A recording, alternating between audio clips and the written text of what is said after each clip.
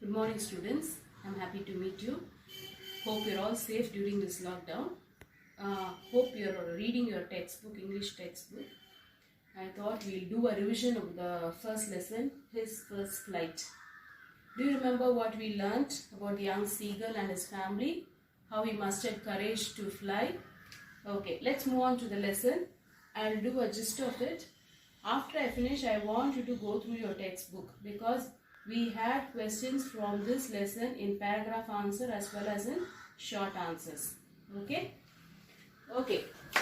Now we see the young seagull was alone on his ledge. His two brothers and sisters had already flown away the day before, but this fellow was afraid to fly. And there was a vast sea beneath. So seeing the sea here, he was very afraid to fly because he thought that he would fall. He felt that his wings would never support him. Okay, and so he was alone on his ledge because his family, his mother, his father, his brothers and sisters all flew away to the opposite ledge there, cliff there. Okay, now this fellow ran till here to the brink and tried to flap his wings, but he did not have the courage to move forward. Okay, and his parents, his mother and father were calling him, scolding him, threatening him that they would starve him unless he flew away. But for him, it was very difficult to fly. 24 hours have passed and nobody came. He watched his parents from this side, the opposite side. All of them were having a good time. They were eating, they were sleeping, they were relaxing. But this poor fellow here was hungry. He did not have anything to eat and he did not have the courage to fly. His brother caught a fish named herring and he devoured it, ate it fully. While he was doing that, his parents encouraged him. They were circling around him and they were praising him.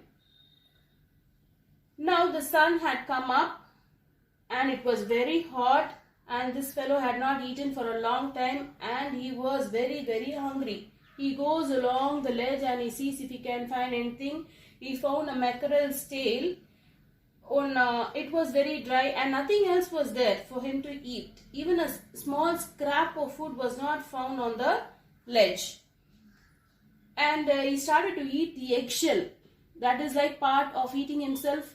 From the eggshell that he came out, he started eating. And then he walks up and down and he tries to go till the end. And he tries, if I can walk, I can reach there. But it's not possible because there is a gap between the ledge and the cliff there, and the sea is there in between.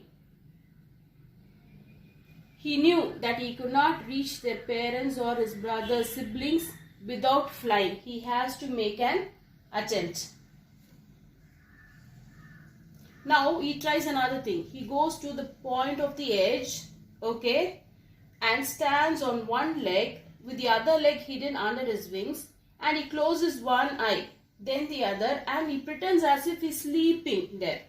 But nobody took notice of him.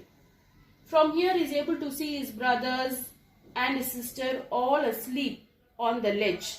His father also is preening his feathers. Only his mother was looking up to him. She was standing on a high hump on the plateau and a piece of fish is lying on her feet.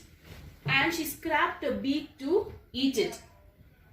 Now when he saw that fish there, this fellow here, he is maddened with hunger. Okay, he wants it. He gives a crackle, he sounds. His mother also calls back. Okay, he's saying ga ga ga, he's crying for food. He wants her to bring food to him. Then after a minute, he utters a joyful scream. You know why? The mother flies across with the food in her legs. She's holding it. And he's so eager. He's tapping his feet. He's so happy because the mother has brought food. So he's leaning forward eagerly.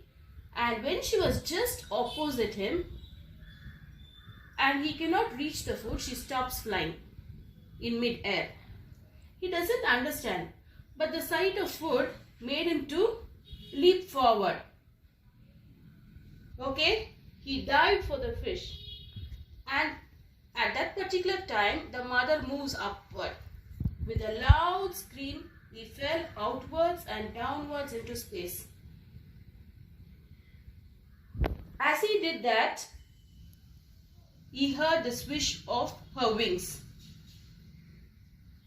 Then a monstrous terror seized him and his heart stood still. But it lasted only for a moment. Without his knowledge, okay, immediately he put out his feathers and started flying. The wind rushed against him. Okay, he could feel the tips of his wings cut through the air. He was not falling. He was soaring gradually, upwards, outwards, downwards. He was no longer afraid. But although he felt a little dizzy, he flapped his wings once and soared upwards. He uttered a joyful scream. He soared higher. Okay, ga ga ga, he started shouting. Then his father and his brother, all of them came around him. Then he completely forgot that he was not able to fly. Okay, and now he sees his family going down beneath the sea, sitting there. So he also goes down.